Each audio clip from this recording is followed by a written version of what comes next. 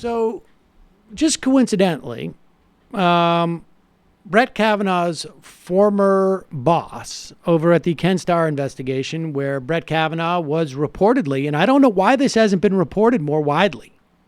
We talked about this. There was a piece in the National Memo.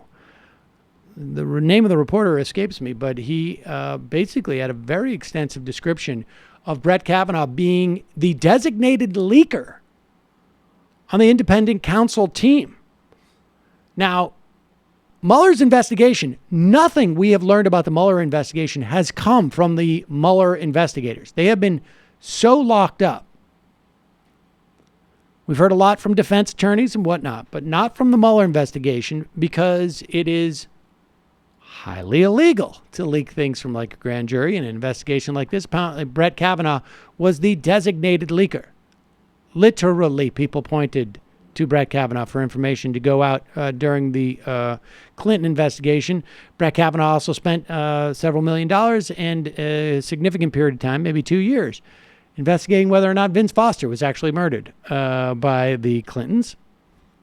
He was also, Brett Kavanaugh, one of the members of the Brooks Brothers riot. I can't remember what they call it. The Brooks Brothers. Yeah, that's what they called it. The Brooks Florida. Brothers riot. Yes, For those real? are the people who shut down the counting of the ballots in Palm Beach, which ultimately led to George Bush being selected as the president of the United States by a Republican Supreme Court. Sounds loyal. Super loyal.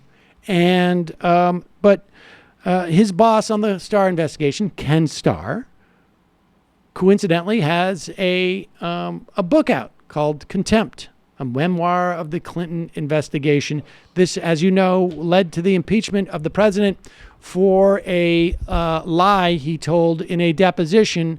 That infraction came from what started as an investigation of a 20-year-old, at that time, real estate deal.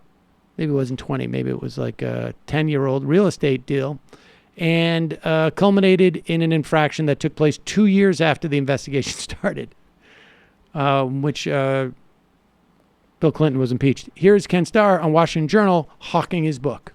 And Judge Starr, you begin and end that book by thanking the people who are in the independent counsel office with you. One of those people, Brett Kavanaugh. So I wonder your thoughts this morning on this hearing that's going to be happening on Monday, where we're going to hear again from Brett Kavanaugh and his accuser.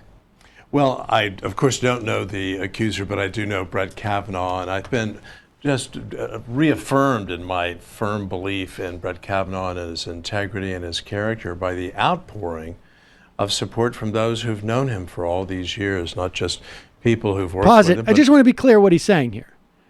Following these accusations from this woman that were nearly contemporaneously, partially, or at least prior to this accusation, substantiated by her telling them to a therapist, he has been bolstered. He's actually even more supportive of Kavanaugh now. After hearing that, what was it that made him more supportive? Like, I've known this guy for a long time, but I was really bolstered after hearing the details of this accusation that was so compelling that they've actually had to reopen testimony. By what? Integrity and his character by the outpouring of support from those who've known him for all these years, not just people who've worked with him, but people who grew up with him, including a lot of women who say this is not the Brett Kavanaugh who we knew, who we went to school with, and so forth. Yeah. Now, by a lot of women, I think he was careful not to say 65, because he was obviously, that outpouring came after these accusations. That was an email. Now, it is now reported by Politico that only 5 of the 65 have recommitted their support per Politico. Only 5. So there's a little wavering. But Ken Starr, we all know, is extremely